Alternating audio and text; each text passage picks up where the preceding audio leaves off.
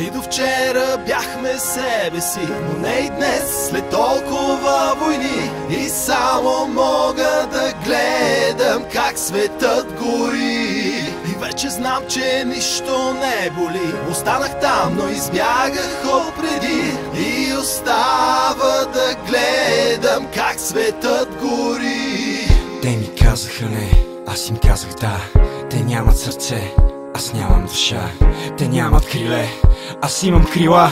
И ще изпепеля всяка тишина. Всичко, за което борихме, се падна. Жертви по земята и нощта е няка хладна. Музика изпята през сълзи леко баладна. А болката в очите е както винаги гадна. И с това е скучно и всяка дума звучно отеква беззвучно в ушите на глухи роботи. И колкото тихи пак ставам изкучно да викам гърдите на тези идиоти. Прекалено съм тъмен, загубен, изгубен, да търси парите на светли строфи. И нека тези будки да лишат кръка ми, дъхът им зависи от моите ноти.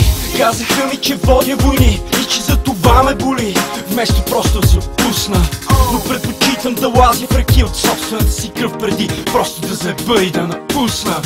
И до вчера бяхме себе си, но не и днес, след толкова войни. И само мога да гледам как светът гори. И вече знам, че нищо не боли. Останах там, но избягах отпреди.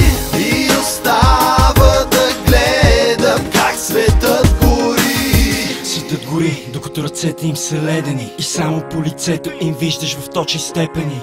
И опитвам да се съхраня, но само перцето, с което пише, ме пази от черни лебеди. И ти го виждаш, забравихме изкуството и правиме безчувствена музика от мръсната. Не ме обиждаш, но нищо не е същото. Заграбихме твърде много и всичко е прекъснато. Но по дяволите всички сме изгубени. Затова представяме си близките събудени, докато забравяме, че всички сме принудени да не поправяме.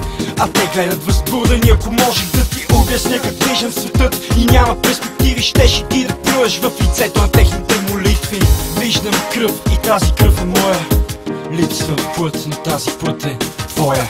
И до вчера бяхме себе си, но не и днес, след толкова войни. И само мога да гледам как светът